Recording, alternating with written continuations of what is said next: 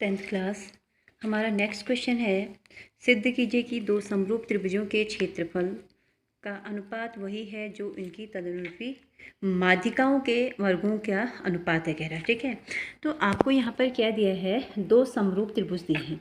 समरूप त्रिभुज का मतलब क्या होता है, मैंने आप लोगों को बताया है कि उनकी भुजाओं का अनुपात क्या होता है बेटा, बराबर है। दिया है triangle ABC is similar of triangle DEF, अर्थात ये जो त्रिभुज ABC है वो त्रिभुज DEF के क्या है, समरूप है। ठीक, और आपको ये भी दिया है कि जो इस वाले त्रिभुज ABC की माध्यिका AM है वो त्रिभुज DEF की माध्यिका DN के क्या है, बराबर है कह रहा है। ठीक है, अब आपके पास ये प्रूफ करना है कि area of triangle ABC upon area of triangle DEF, area of triangle DEF बराबर, आपने क्या प्रूफ करना है, AM का स्क्वायर अपॉन DN का स्क्वायर, अर्थात इसकी माध्यिका का वर्ग इसकी माध्यिका के वर्ग के अनुपात के बराबर है।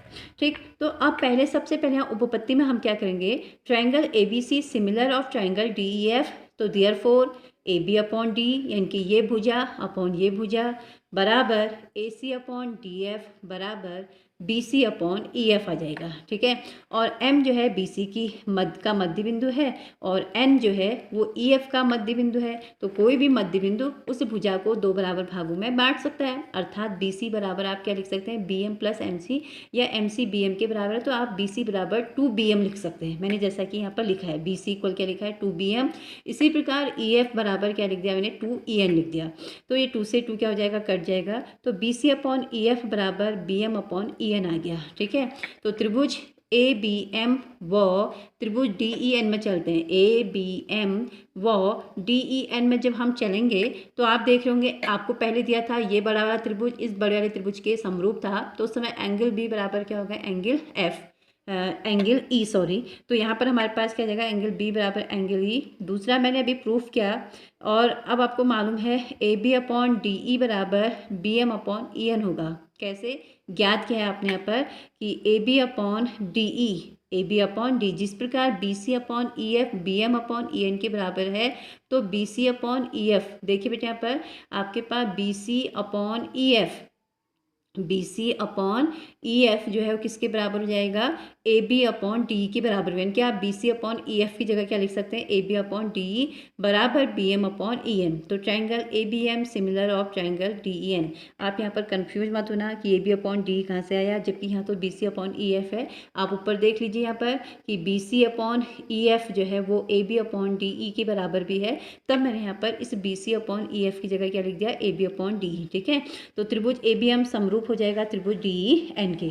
अब अगर ये समरूप हो गया है तो यहाँ से हमारे पास क्या आ जाएगा, AB अपॉन DE बराबर AM अपॉन क्या जाएगा आपके पास, DN। तो therefore area of triangle ABC upon area of triangle DF बराबर क्या होता है, AB square upon D square. आपने अभी प्रूफ किया है कि AB अपॉन D किसके बराबर है, AM अपॉन DN। तो इसका इस AB अपॉन D की जगह AM अपॉन DN रखा, इसका भी स्क्वायर था तो इसके ऊपर भी क्या आ जाएगा, स्क्वायर आ जाएगा, और यही हमने प्रूफ करना था। तो यहाँ पर लिखेंगे हैंस प्रूव्ड। ठीक है, अगर नहीं आया आप मुझसे फिर पूछ सकते हैं। दूसरा क्वेश्चन है, सिद्ध कीजिए कि किसी वर्ग की भुजा पर बने समबाहु त्रिभुज का क्षेत्रफल उस वर्ग के विकर्ण पर बने वर्ग के क्षेत्रफल से आधा होता है। आपके पास यहाँ पर कह रहा है एक समबाहु त्रिभुज उसके वर्ग की भुजा पर बन रहा है और एक समबाहु त्रिभुज जो है उसके विकर्ण पर बन रहा है। तो मैंने सबसे पहले ABCD एक वर्ग बनाया जिस पर एक विकर्ण हमने क्या खींचा, AC। अब ये विकर्ण पर एक जो त्रिभुज बनाया आपने वो भी कैसा त्रिभुज है, समबाहु त्रिभुज है, और इसकी भुजा पर बना हुआ त्रिभुज भी कैसा है, समबाहु त्रिभुज। जब मैंने ये चैप्टर शुरू किया था तो मैंने आपको स्टार्टिंग में बताया था कि कोई भी समबाहु त्रिभुज यानी कि जिसको हम इक्विलेटर ट्रायंगल कहते हैं, वे एक दूसरे के सिमिलर होते हैं, अर्थात एक दूसरे के क्या होते हैं, समरूप होते हैं। ठीक है, तो अब यहाँ पर मैंने क्या किया अपनी सुविधा के लिए, वैसे आप इसमें भुजा 2A या 2A ऐसे करके मान भी सकते हैं, अदरवाइज नहीं मानते हैं तो आप इसको नेम से रिप्रेजेंट कर दिए। तो यहाँ पर आपके पास एक ट्रायंगल क्या बन जा रहा है, आपने ये प्रूफ करना है कि एरिया ऑफ ट्रायंगल ABE यानी कि ABE उसके विकर्ण पर बना हुआ ABE, देखिए यहाँ पर ABE यानी कि उसके भुजा पर बना हुआ त्रिभुज का क्षेत्रफल बट्टे उसके विकर्ण पर बने हुए त्रिभुज का क्षेत्रफल यानी कि ACF बराबर 1/2 आपने प्रूफ करना है। ठीक है, तो आपको मालूम है कि वर्ग का प्रत्येक कोण 90 डिग्री का होता है। तो मैंने यहाँ पर एक विकर्ण लिया, तो पहले हम इस वर्ग की भुजा ज्ञात करेंगे। भुजा अगर नहीं ज्ञात, भुजाओं का अनुपात ज्ञात कर लेते हैं। कैसे करेंगे, आपको मालूम है कि वर्ग का प्रत्येक कोण 90 डिग्री है, तो यहाँ पर पाइथागोरस के प्रमेय से करेंगे। कर्ण का स्क्वायर बराबर लंब का स्क्वायर धन आधार का स्क्वायर, तो मैंने ए बी स्क्वायर प्लस क्या लिखा, बी सी स्क्वायर। अब आपको मालूम है कि वर्ग में सभी भुजाएं बराबर होती हैं, तो ए बी किसके बराबर होगा, बी सी के बराबर, अर्थात इस बी सी की जगह मैंने क्या लिख दिया, ए बी। तो A B square plus A B square, कितने ए बी स्क्वायर आ गए, 2ab स्क्वायर। अब मैंने क्या किया, ये ए सी स्क्वायर को इसके अपॉन में ले गई और ये 2 को यहाँ अपॉन में ले गई, या आप ऐसा भी कह सकते हैं कि पूरे इक्वेशन को ए सी स्क्वायर से भाग देने पर, तो A B square upon A C square आ गया इक्वल 1/2। इक्वेशन नंबर क्या आ गया, फर्स्ट। त्रिभुज ए बी सी तथा ए सी एफ समबाहु त्रिभुज है, तो अगर ये दोनों त्रिभुज एक दूसरे के समबाहु हैं तो इसका मतलब ये त्रिभुज क्या हो जाएंगे, समरूप हो जाएंगे। तो आपको मालूम है कि एरिया समरूप त्रिभुजों का क्षेत्रफल का अनुपात उनकी संगत भुजाओं के वर्गों के अनुपात के बराबर होता है। Area of triangle A B upon area of triangle A C F बराबर A B square upon A C square बराबर कितना आ गया, 1/2, या कितना आ गया, 1:2। यही हमने क्या प्रूव करना था। बहुत इंपॉर्टेंट क्वेश्चन है ये। एक्सरसाइज से हमेशा 6 नंबर या 3 नंबर के क्वेश्चन से पूछे जाते हैं, इसलिए जितना हो सके आप प्रैक्टिस कीजिए। अब आपके पास टाइम भी कम है और कोर्स काफ़ी है आप लोगों का मैथ्स में, तो आप मैथ्स में घर में प्रैक्टिस कीजिए। ठीक है, उसके बाद नेक्स्ट क्वेश्चन है, एक ट्रायंगल ए बी सी और डी बी सी, आप देखिए यहाँ पर एक ट्रायंगल ए बी सी और दूसरा ट्रायंगल डी बी सी आपसे कह रहा है एक ही आधार बी सी पर है, तो सिद्ध कीजिए कि area of triangle A B C upon area of triangle D B C बराबर ए ओ अपॉन डी ओ आपने प्रूव करना है।